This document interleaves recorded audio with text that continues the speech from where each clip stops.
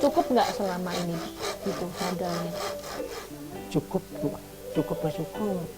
Ada kecil-kecilan, Bu. Hmm. Sedang-sedang. Belum buat makan. Makanya makan aja. Jangan dengan apa-apa. Cukup Iya. buat hidup cukup. Iya.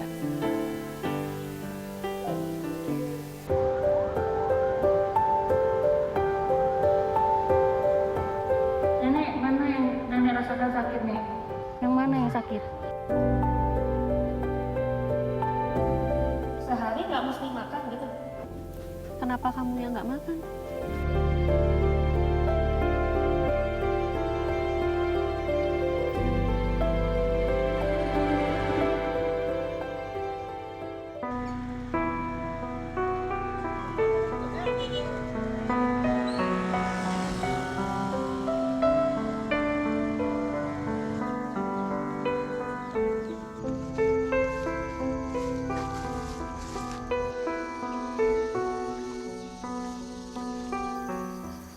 Bali itu tidak selalu tentang gemerlap, tempat wisata, turis asing. Tempat yang saya lalui ini, jalanan yang masih tanah, belum ada aspal, belum bisa diakses mobil, ini juga di Bali. Saya sedang dalam perjalanan menemui seseorang yang bukan menganggap Bali sebagai wisata seperti kita. Ia lahir dan berjuang hidup di tengah keterbatasannya.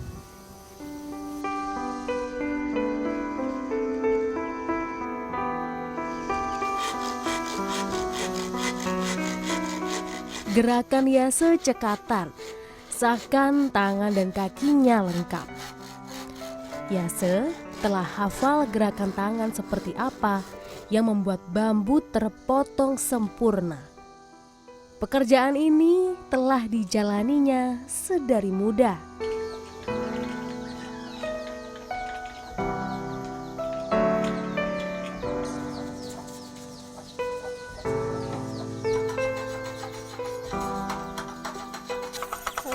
Mas lagi, Bu. Bapak, perkenalkan, Iya. saya Putri dari Saya Jakarta. Jakarta ya. Iya. Saya nyoba Yase. Bapak Nyoman Yase. Iya. Ini lagi apa ini, Pak? Ini cari sangkar ayam. Bikin sangkar ayam dari Iya. bambu ya? Ini Iya. boleh didudukin ya, Pak ya? Iya, bisa. Oh, oke. Dari bambu ya, nyaman ya? Iya, Jadinya. banyak.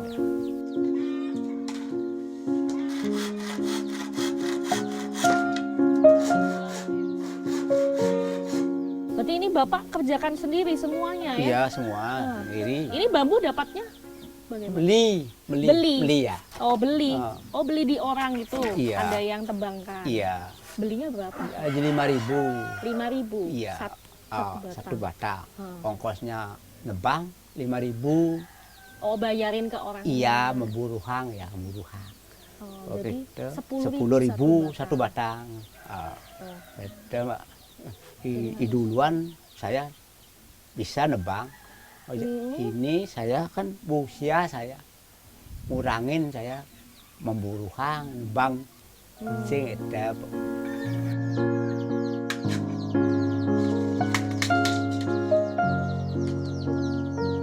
Ya, tahun ini usia Yase sudah memasuki 70 tahun. Ia tak bisa menampik fakta fisiknya tak sekuat dulu. Jika dulu dalam sehari ia bisa memotong bahkan menebang sendiri 10 batang bambu, kini bisa memotong setengahnya saja. Yase sudah bersyukur.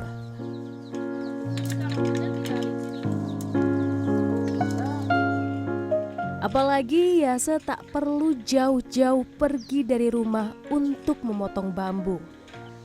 Di tanah peninggalan keluarga desa Peninjauan, Kecamatan Tembuku, Kabupaten Bangli, Yase tinggal bersama adiknya Ketutape. Selain itu tinggal pula keluarga besar adik bungsunya.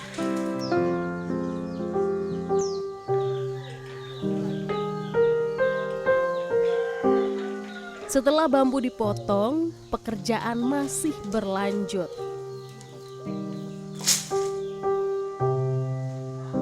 Bambu diiris tipis-tipis, lalu dianyam membentuk kandang ayam.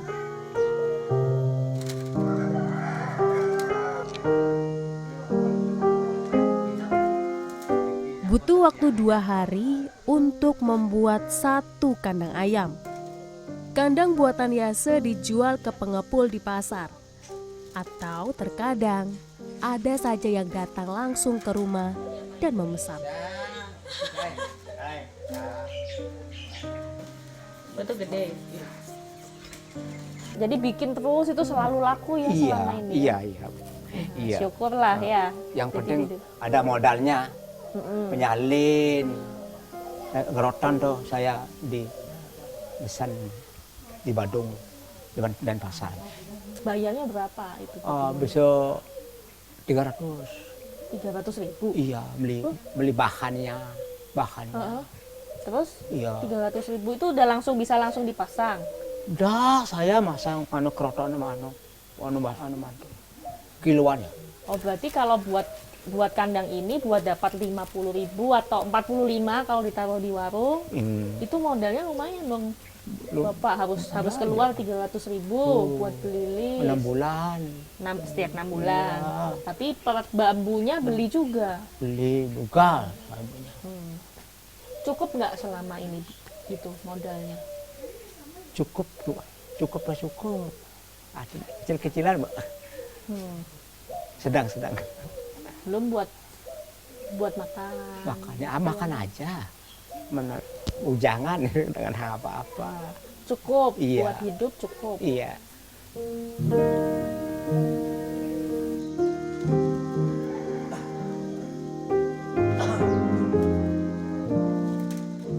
Itulah Yase yang terus mensyukuri hidupnya. Dari 6 bersaudara, Yase sebagai anak ketiga dan Ketut anak keempat lahir dengan kondisi tubuh tak sempurna.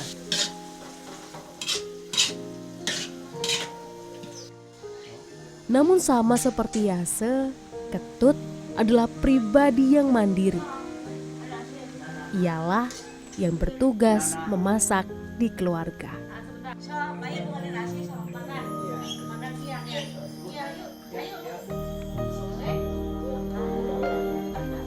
Kedua kakak beradik ini saling mendukung selama puluhan tahun hidup.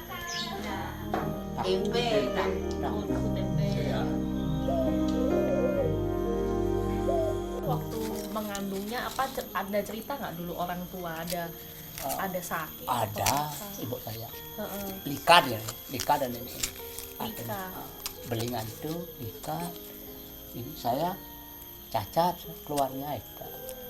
Tapi waktu kecilnya sampai dewasanya itu sehat-sehat aja? Sehat. Berdua ya? Saya sehat. Bapak saya pingsan. Keluar saya. Ibu saya pingsan. Ibu pingsan. Ibu saya pingsan. Saya keluar ini pingsan bapak saya. Itu artinya aneh. Barengan mendekat nikah ben tiang perot. Gitu. Karena langsung dua Iya. sama kondisinya. Iya. Itu bapak saya.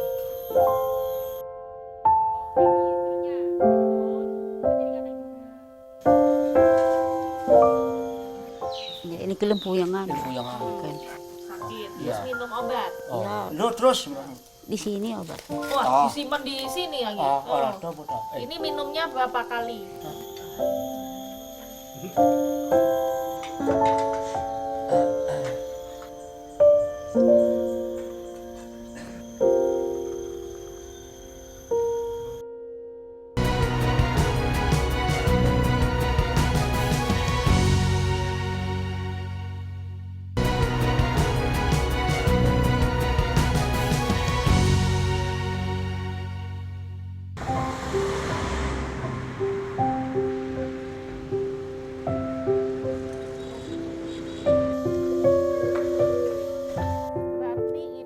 Keterbatasan pengetahuan dan akses kesehatan kala itu membuat mereka tak tahu kondisi apa yang terjadi saat dalam kandungan.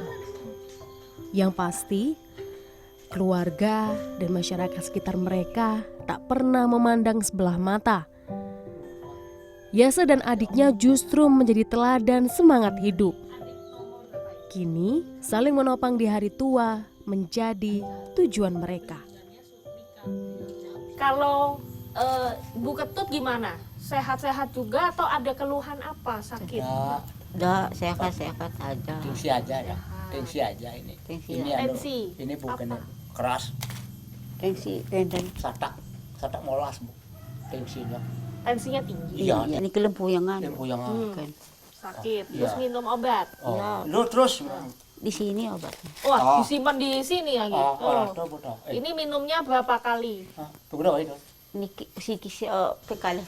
Pengkali.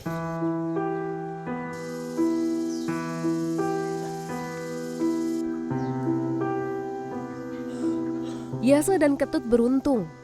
Hasil tangan mereka dekat dengan adat masyarakat Bali. Orang Bali membutuhkan kandang untuk ayam peliharaan mereka, bagian dari kebiasaan orang hidup Bali. Demikian pula dengan keseharian Ketut sebagai pembuat tangki dan porosan. Dua benda ini digunakan umat Hindu dalam beribadah setiap harinya, terlebih pada hari-hari besar. Tangki dan porosan berbahan dasar daun kelapa. Untuk porosan, di dalamnya diisi dengan daun sirih.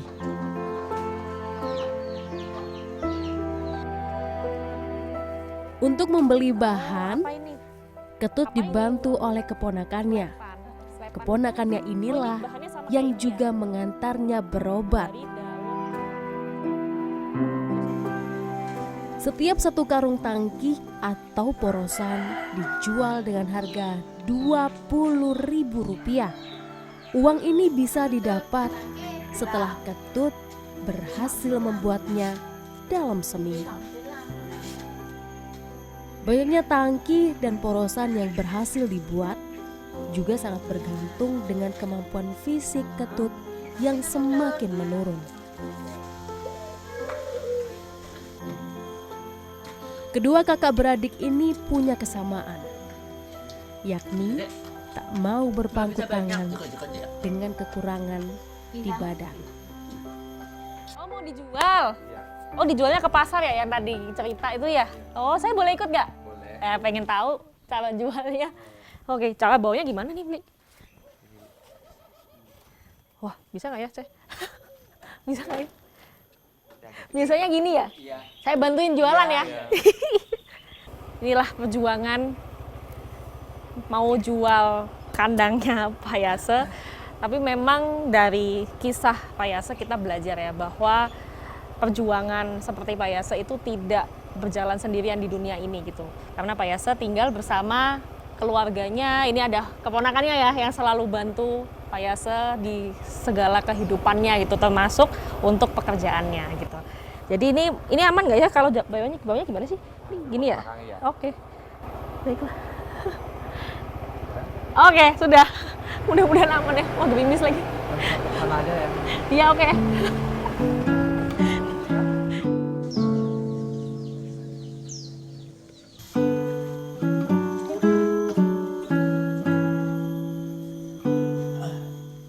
Dari Yase kita belajar, kebaikan sebenarnya bisa dimulai dengan rasa syukur pada Sang Esa dan menjalani hidup pemberiannya dengan lapang dada.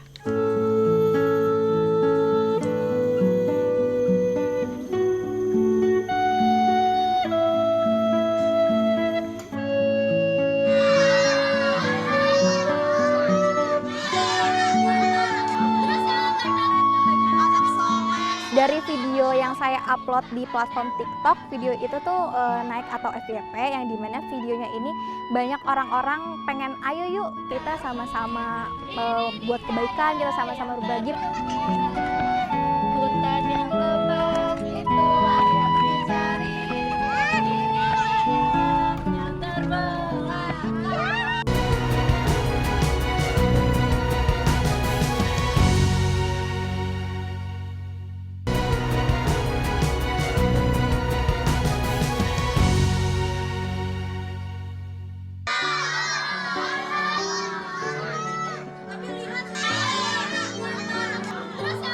banyak orang-orang pengen ayo yuk kita sama-sama buat kebaikan, kita sama-sama berbagi, pengen deh ke panti ini, tapi bingung gimana sih caranya. Dari situ saya ngebuat lah, yuk kita sama-sama mau nggak buat suatu komunitas untuk bisa sama-sama saling berbagi bareng nih. Yang ternyata berbagi itu nggak harus dari nominal besar kok, dengan nominal yang kita punya pribadi sendiri pun bisa juga kita berbagi untuk orang-orang.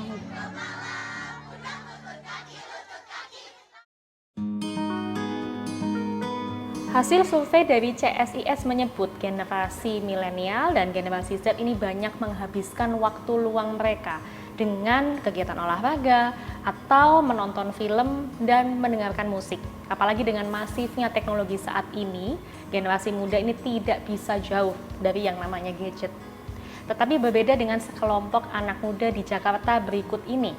Mereka menghabiskan waktu di saat libur kuliah dan bekerja mereka dengan kegiatan sosial.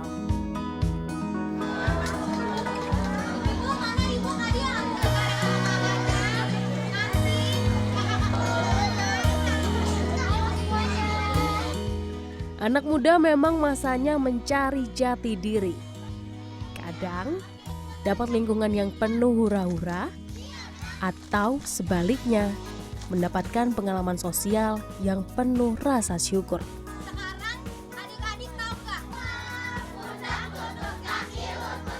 Ada sebuah komunitas yang bernama Berkelana. Ya, mirip lagunya Rhoma Irama. Berkelana. Dari kata berkelana atau berpergian, namun tidak sembarang berkelana. Berkelana kali ini membantu mencari nilai sosial, mendapatkan kepekaan batin, dan mengasah jiwa sosialmu.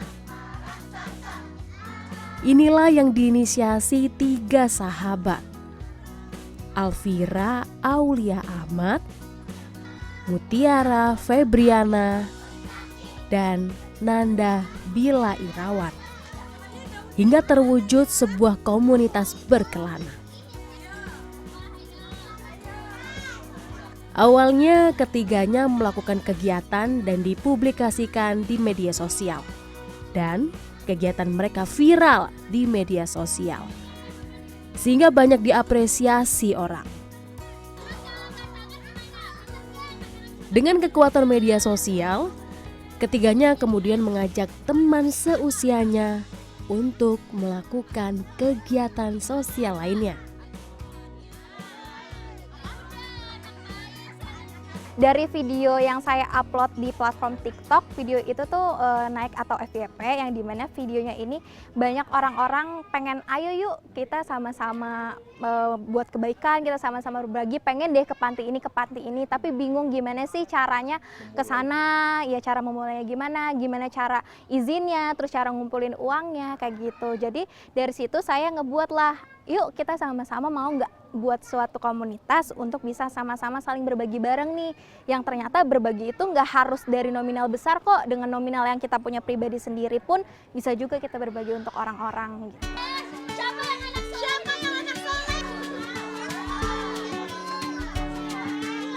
Seperti yang dilakukan sekarang, berkegiatan bersama anak-anak yang ada di Kampung Pemulung Joglo, Jakarta Barat. Sebuah perkampungan yang dihuni para pengepul barang rosokan bekas sampah rumah tangga atau barang yang dibuang di jalanan. Di tempat ini banyak anak-anak yang beraktivitas seperti layaknya anak-anak lainnya. Bahkan anak-anak ini sudah mempunyai agenda setiap Sabtu dan Minggu. Banyak komunitas yang mengajak mereka bermain, juga belajar. Bagi anak-anak di kampung ini tentu menjadi hiburan tersendiri. Suka jajanin, bagi-bagi sepatu. Oh iya, banyak, sering gitu. Suka sama THR sama minyak. Tapi kalau ngumpul-ngumpulnya kamu dapat pelajaran juga. Apa biasanya yang diajarin apa sih? Matematika, perkalian, pengurangan, sama bahasa Inggris. Bahasa Inggris. Menurut Alvira, pemilihan Kampung Pemulung juga atas pilihan dari Sobat Berkelana. Mereka ingin mengajak anak-anak di Kampung Pemulung bergembira dan bisa merasakan kebahagiaan bersama-sama anggota komunitas berkelana. Dari kegiatan yang diinginkan, perlahan-lahan kita masukin wishlist, dan salah satunya contohnya yang ada di belakang ini gitu kan, pengen kegiatan Kampung Pemulung kayak gitu. Kalau ini sendiri ceritanya ide awalnya seperti apa? Kalau di belakang ini sih ceritanya sebenarnya karena emang dari suatu form evaluasi. Dari form evaluasi ini, oh ternyata banyak nih yang pengen ke anak-anak, tapi anak-anak daerah Kampung Pemulung gitu. Dari form itu ya udah Berkelana mencoba mewujudkan impian dari Sobat Berkelana juga satu persatu. Salah satu anggota Sobat Berkelana yang kecanduan mengikuti kegiatan mereka adalah Irma Melati. Ia ikut dalam kegiatan untuk kedua kalinya. Yang pertama dia ikuti adalah mengunjungi anak-anak penderita kanker. Hingga kegiatan yang mengunjungi anak-anak pemulung ini. Tergantung diri sendiri ya. Kalau saya pribadi emang suka bersosialisasi sih, karena dari sekolah gitu suka juga kayak ikut organisasi. Jadi sekarang kan udah kerja, kalau kerja kan susah kan cari tempat bersosialisasi, kenal sama banyak orang, cari pengalaman. Jadi dari Berkelana ini saya bersyukur bisa kenal, bisa ikut, punya pengalaman baru, punya ekspektasi baru. Untuk pendapat saya sih sebenarnya nggak apa-apa ya kalau misalkan mau ke kafe, mau ke kemanapun. Tapi kan itu balik lagi ke diri sendiri, maunya menujunya kemana atau tujuannya apa untuk keluar. Kalau bisa sih sebisa mungkin apa yang kita keluarkan ini bisa memberikan manfaat juga untuk orang lain atau diri sendiri sih. Karena kan banyak juga seusia saya yang mungkin generasi milenial atau Gen Z gitu ya, masih bingung nih arah tujuannya mau gimana, terus masih bingung mau cari teman seperti apa. Bisa juga Berkelana bisa jadi teman juga atau tempat untuk bisa sama-sama kita saling bareng-bareng gitu sih sebenarnya.